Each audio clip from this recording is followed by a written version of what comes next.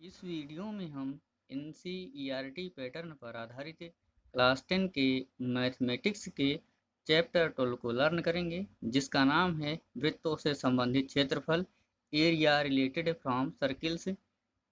आज हमारा यह चैप्टर 12 पर पहला वीडियो है। इस वीडियो में हम एक्सरसाइज 12.1 के लिए बेसिक सीखेंगे। तो चलिए देर न करते हुए आते हैं हम एक्सरसाइज 12.1 के बेसिक पर। तो वृत्तों से संबंधित क्षेत्रफल यह चैप्टर का नाम है। तो सबसे पहले हम ये जान लेते हैं कि वृत्त किसे कहते हैं। तो वृत्त की इंग्लिश होती है सर्किल, या वृत्त को अंग्रेजी में सर्किल कहते हैं। तो किसी समतल में स्थित स्थिर बिंदु के चारों ओर समान दूरी पर गतिशील बिंदु का पथ वृत्त कहलाता है। किसी समतल में, मान लीजिए हमारा एक पेज है और ये क्या है, समतल है। इस समतल में स्थिर बिंदु का अर्थ होता है ऐसा बिंदु जो कहीं भी मूव न करे, इधर उधर घूमे न, एक ही जगह स्थिर रहे। स्थिर बिंदु के चारों ओर, अब ये स्थिर बिंदु है, इसके चारों ओर समान दूरी पर, अर्थात ये दूरियां, जो बिंदुओं की दूरियां क्या हैं, समान रहे। यहाँ से इस बिंदु की दूरी, इस बिंदु से इस बिंदु की दूरी, या इस बिंदु से इस बिंदु की दूरी, सभी दूरियां क्या रहे, समान रहे। तो किसी समतल में स्थित स्थिर बिंदु के चारों ओर समान दूरी पर स्थित बिंदु का, गतिशील बिंदु का पथ वृत्त कहलाता है। तो इस स्थिर बिंदु से समान दूरी पर स्थित जितने भी गतिशील बिंदु हैं, उनका जो पथ है, यही पथ वृत्त कहलाएगा। यहाँ पे आप देख रहे हैं ये एक स्थिर बिंदु है जिसको हमने सी मान रखा है। इस बिंदु सी, स्थिर बिंदु सी के चारों ओर ये छोटे छोटे गतिशील बिंदु हैं। इन गतिशील बिंदुओं का जो पथ होता है, यही वृत्त का निर्माण करता है। यहाँ से ये गतिशील बिंदुओं का जो पथ है, यही क्या करेगा, वृत्त का निर्माण करेगा। ये छोटे छोटे क्या है, गतिशील बिंदु हैं। ये हमारा जो ये बीच वाला पॉइंट है, ये स्थिर बिंदु है। अब ध्यान दीजिए, वृत्त का, अब ये जो स्थिर बिंदु है, ये वृत्त का केंद्र कहलाएगा। जो स्थिर बिंदु है, ये वृत्त का केंद्र कहलाएगा। और वृत्त के केंद्र से जो परिधि को, अब ध्यान दीजिए, ये जो गतिशील बिंदुओं का पथ हुआ, ये वृत्त कहलाया। इस पथ को ही परिधि भी कहते हैं। इस पथ को भी परिधि भी कहते हैं। तो वृत्त के केंद्र से परिधि को जो मिलाने वाली रेखा होती है, उसे ही त्रिज्या कहा जाता है। अब यहाँ से वृत्त के केंद्र से इस परिधि को जो मिलाने वाली रेखा हुई, इसको त्रिज्या कहेंगे और इसे स्मॉल आर से डिनोट करते हैं। यहाँ गतिशील बिंदुओं का पूरा पथ है। हमने यहाँ पे जब पूरा कंप्लीट किया, इस तरीके से हमें ये वृत्त प्राप्त हुआ। इसका केंद्र सी है और इसकी त्रिज्या है। त्रिज्या को इंग्लिश में रेडियस कहते हैं। और जो गतिशील बिंदुओं का पथ हुआ, उसे सर्कम्फेरेंस या परिधि कहा जाता है। अब यहाँ पे आप ध्यान दीजिए, चित्र में स्थिर बिंदु सी वृत्त का केंद्र है। यहाँ पे हमने लिख दिया है, जो स्थिर बिंदु सी है वो इस सर्किल का, इस वृत्त का केंद्र है। केंद्र से परिधि को मिलाने वाली रेखा वृत्त की त्रिज्या कहलाती है।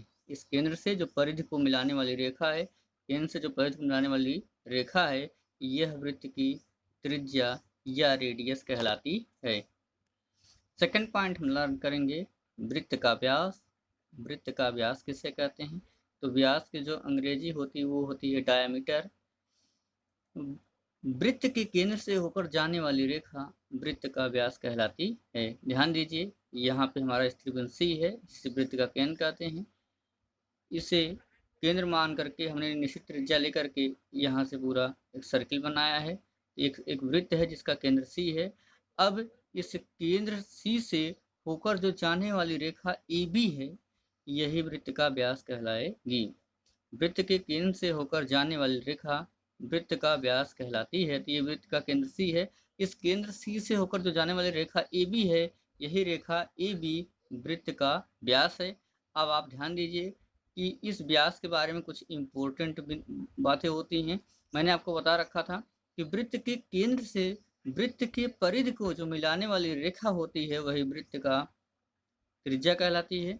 वृत्त के केंद्र से वृत्त के परिधि पर स्थित बिंदु को मिलाने वाली रेखा वृत्त की त्रिज्या कहलाती है। तो यहाँ केंद्र सी से ए तक जो ये रेखा है, ये वृत्त की त्रिज्या है और इसे हम स्मॉल आर से डिनोट करते हैं, हमने बता रखा है।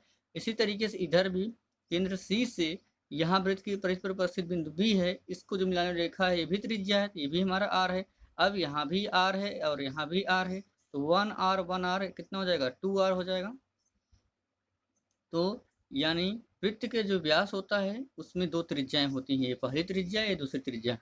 वृत्त का व्यास ए बी है, इसमें कितनी त्रिज्या है, दो त्रिज्या, एक यहाँ पे पहली त्रिज्या आर है, दूसरी त्रिज्या आर है।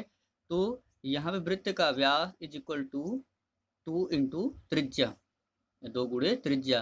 तो वृत्त के व्यास में कितनी त्रिज्याएं होती हैं, दो त्रिज्याएं होती है, ये पहली त्रिज्या हुई और ये दूसरी त्रिज्या हुई। तो वृत्त का व्यास इज इक्वल टू 2 इंटू त्रिज्या।